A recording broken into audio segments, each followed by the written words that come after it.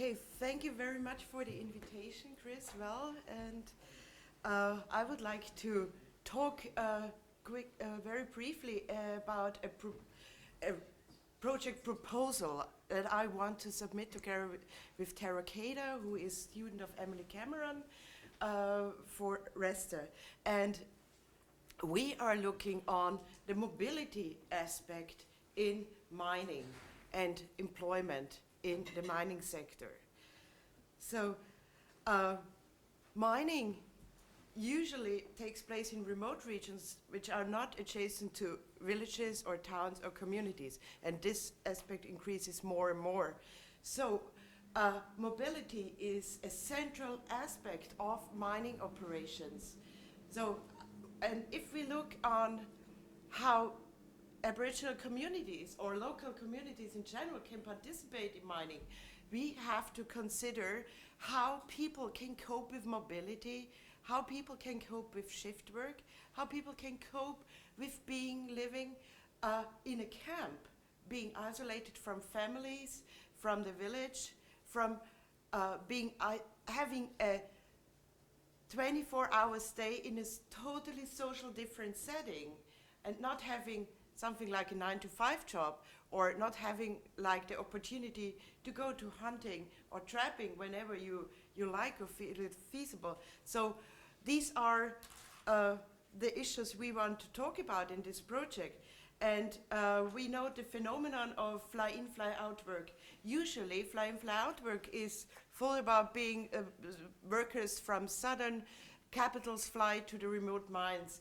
So in order to have a more general term, I call it long-distance commuting, because also people from the local people are also long-distance commuting.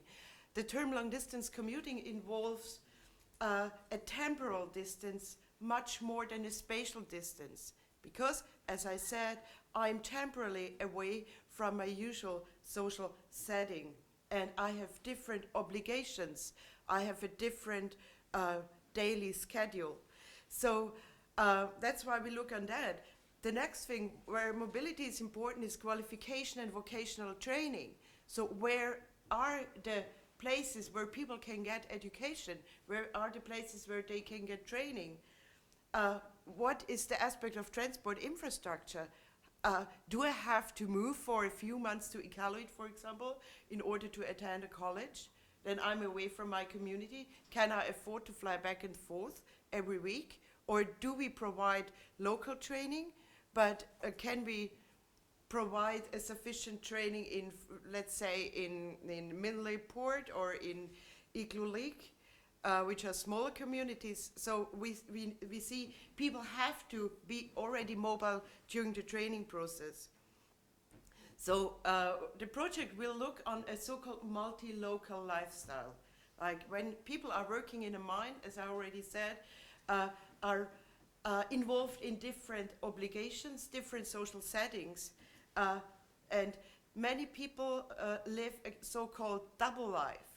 And it is important that people start to integrate these different social spatial settings so that these different realms of life become one integrated social space.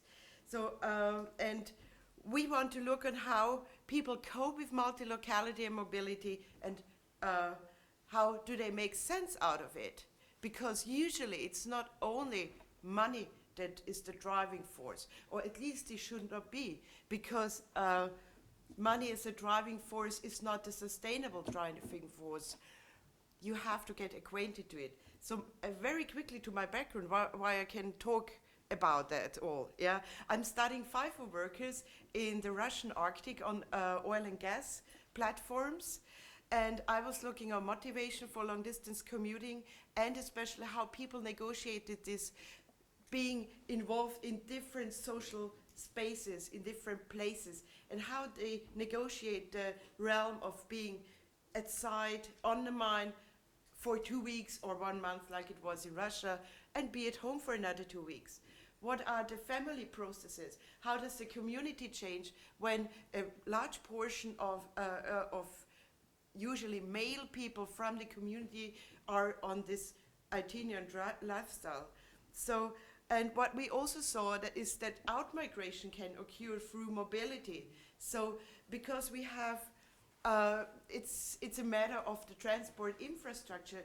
For many people, it's much more convenient to move to Calgary or to Toronto to fly back to the place where they are actually coming from, to the mine nearby. And sometimes it's because some people want to get rid of social obligations because they earn a lot of money suddenly. So, and probably they're not so they do not want that the whole extended families wants to share with them. So this is just one aspect.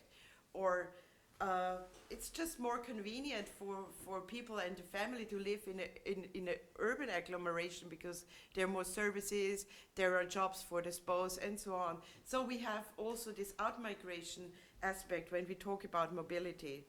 So FIFO is challenging, but FIFO also has a lot of opportunities. You got a job. You got the out-migration opportunity when you are involved into the mining industry. This can be a pro. It can be also a minus. So a challenge can be a double life and this activity to integrate it. So people are. So what my experience in Russia was that those people who do sustainable commute work are very much aware of their life. They're very highly reflexive, even I would say philosophic people. So they have to really think about what they want. And many people who start commuting need support from elders, from peers. And that's why we want to look on onto two regions. The one is Yukon, where we have mining experience and long distance commute experience. And we want to look on the Mary River project in Baffin. And we try to look on differences and similarities and try with our, to use negative examples and to use best practice examples to facilitate probably this new process that happens on the Baffin Island and the communities. I think I'm too long already. Okay, so we want to learn from good and negative examples. And so we look on changing social fabrics in the community. We look on perception and practices and motivations for mobility. Then we look at that, who defines the mobility regime? Is it a company? Is it negotiation within the IBA? What kind of shift rosters are there? What saying do the workers have? Will there be a 7-7 shift roster, a 14-14? Will it be 21 days off, 15 days off? So we don't know. And this all has to be negotiated and to understand. And people have to be asked what is for them more convenient. Also to consider, And I have made here a notice, we have to understand also the shortcomings in contemporary Canadian mining. We have, in comparison to Russia or also to Australia, it's totally male business. And coping with living in camps is very important that you have a age composition which is diverse and a diverse gender composition. This is just a side remark. So why do I want to talk about methods? Because we want to share and we want to work with the communities. Basically, we are doing ethnographic study with long-term participation, doing interviews with workers, with potential workers, with community members, the families, stakeholders in general. We want to understand what kind of awareness is already there in the companies. Do they have awareness programs for while they are recruiting people? I mean, I heard that, is it in Raglan mine or is it in the Mary River project? Somebody told me that they have awareness activities also for the spouses. So issues like being jealous, issues like whatever or controls, mutual control are very difficult. I also saw that in Russia. I mean, you have to develop an alternative form of personal and intimate relationship in order to cope with with Fly In, Fly Out. So as I already said, we have Buffin Island Terracada, me in Yukon, and we want to work with community researchers, research assistants, who are preferably also our translators into the local language, and we will have an MA student. The result of the whole thing would be a so-called mobility companion guide. Because as we talked yesterday about science communication, what should be the product besides all these scientific articles and reports and so on and so on? And we thought about doing a low threshold booklet, which is not boring as the usual guides. We want to have stories in there. We want to have tough arguments in there. We want to challenge the companies. We want to challenge the people. We do not want to have a companion guide that says everything is perfect. And if you do that, then it will be perfect. So what we also want to do is probably to make a storybook and working together with a local writer who can put the narratives we collected into a storybook so that people like to read Sunday afternoon or on the toilet or wherever.